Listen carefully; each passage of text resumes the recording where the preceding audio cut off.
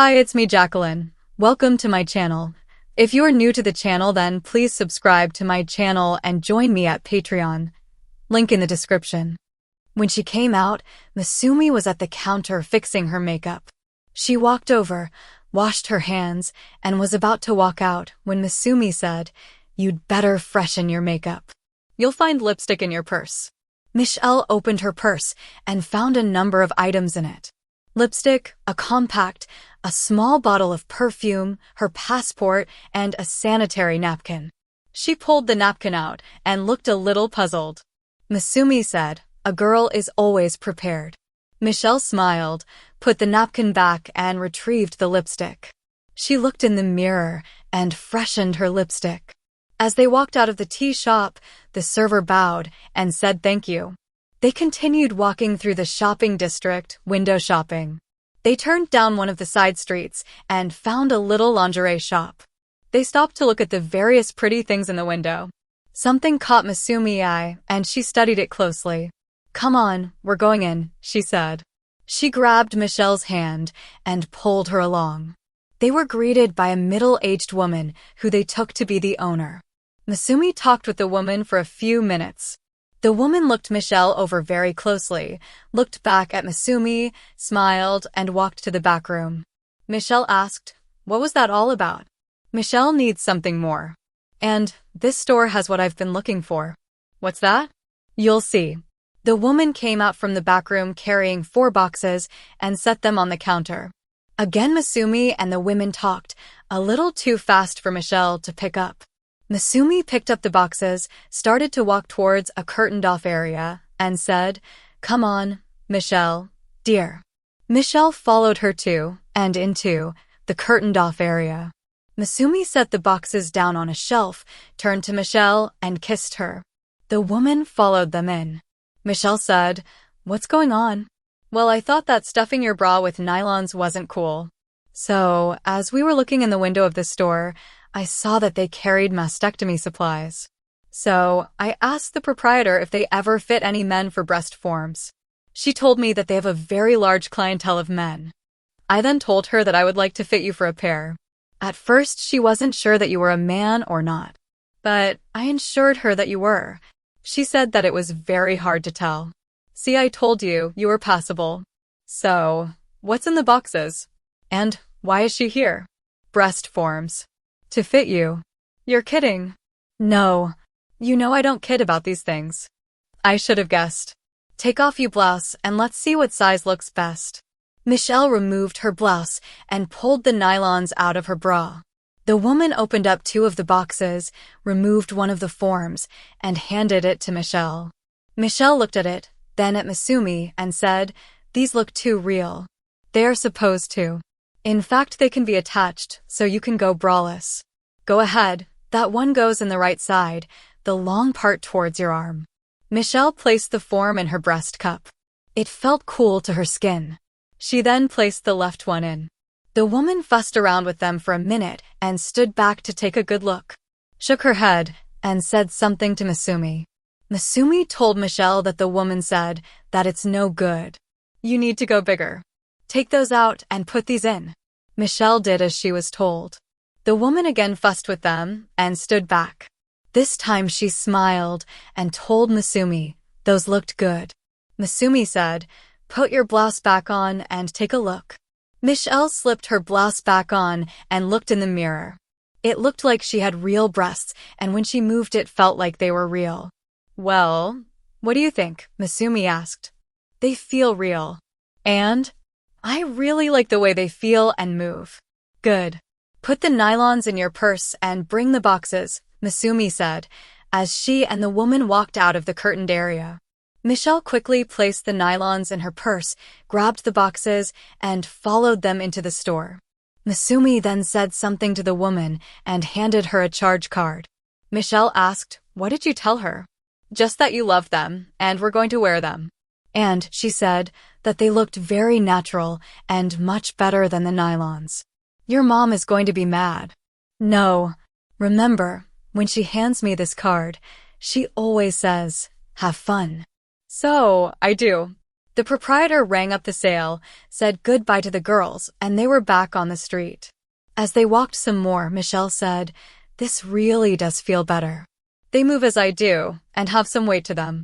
I thought that you'd like them." They walked for another half an hour and headed back to the hotel, this time walking through the lobby. Once back in the room, the two of them ended up in a very long embrace. It was late, and they decided to turn in. Michelle started to undress when Masumi walked up behind her and said, "Let me help." She reached around Michelle, unbuttoned her blouse, and let it fall to the floor. She had to stand on her tiptoes, but she started kissing Michelle's neck and feeling her new breasts. Even though they were forms, they felt good. The two girls fell into bed, but it was much later that they actually got to sleep. The next 3 nights were almost a repeat of the first. Every night after supper, Michelle came out. Masumi worked on improving Michelle's look, and they walked around whatever city they were in. The last night, there was a minor problem. They were at a small indoor mall and were hit on by 2 guys. It took Masumi some time to get rid of them, finally telling them that they were lesbians. This incident really shook Michelle up, and it took Masumi a while to calm her down enough to even walk the 5 blocks to their hotel.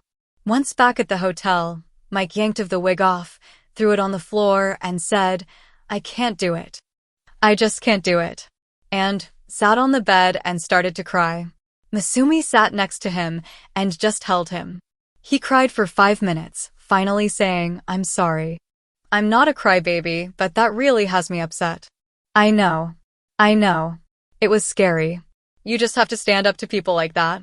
"What did you finally tell them?" "That we were lesbian lovers. And had no interest in guys." "You didn't?" "Yes, I did." They both laughed a little. "You know, maybe you're right, we are lesbian lovers. Look at me, I look more like a girl than a guy. Are you complaining?" "I'm not. No complaints here. But I just don't want to go through that again. I have an idea. I'll be right back." Grabbing her purse, Masumi was out the door before Mike could say anything. While she was gone, he got cleaned up and actually freshened his makeup. Normally, he'd be taking it off. Masumi was only gone about 15 minutes. When she got back, she had a small package. Mike was sitting on the bed, still dressed, minus his wig. Masumi knelt down on one knee, opened a ring box that had what looked to be an engagement ring in it, offered it to Mike, and said, "Will you marry me?" Mike looked at her, first with surprise and then with a grin, and said, "Yes."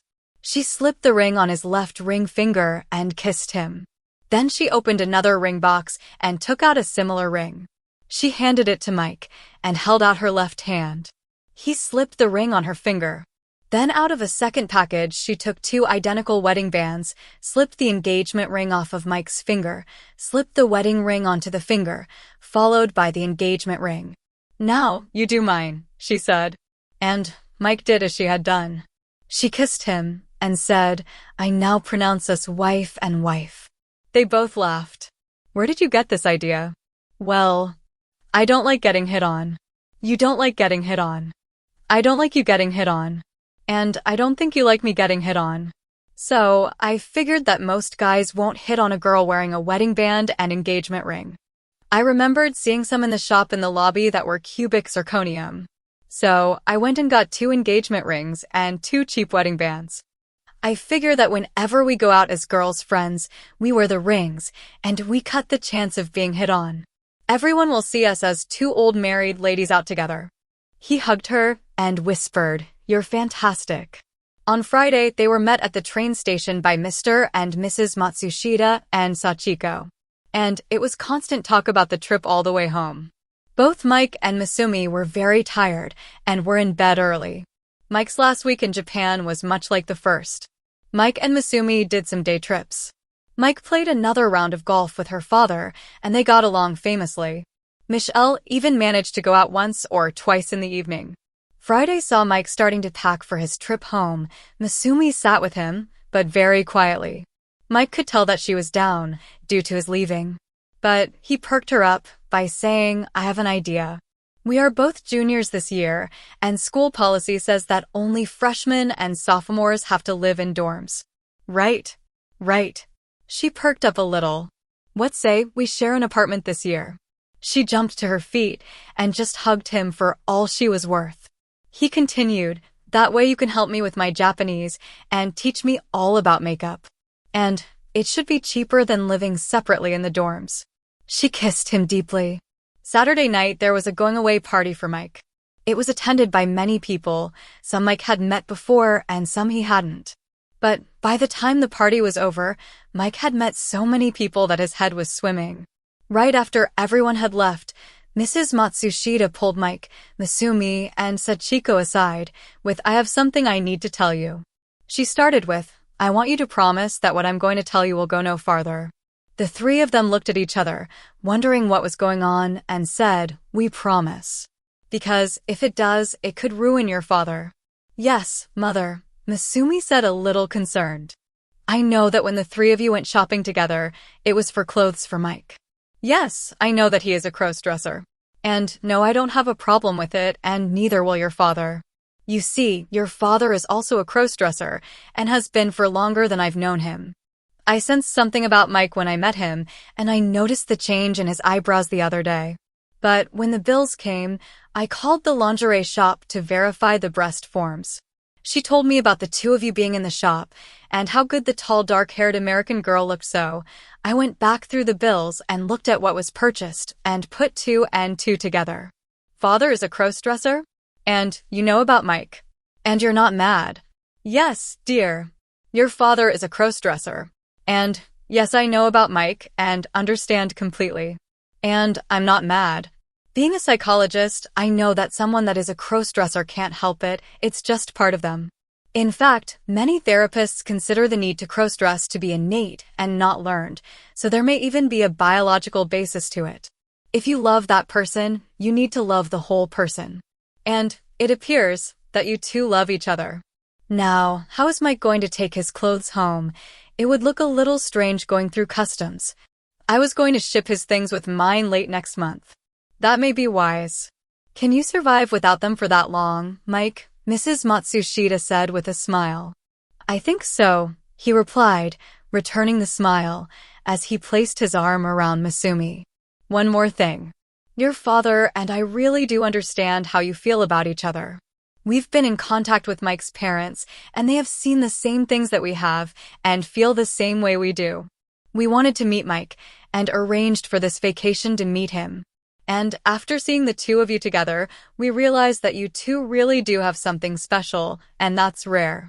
We know that it won't be long before you take Masumi away from us, and we want her as much as possible. I'm not planning on taking Masumi away from you. Someday I hope to be as much a part of your family as Masumi will be a part of mine. These 4 weeks have been wonderful. You and Mr. Matsushita have been wonderful to me. I've learned something about Japan, and I want to learn more. Please subscribe for the next part and visit my Patreon page for early access.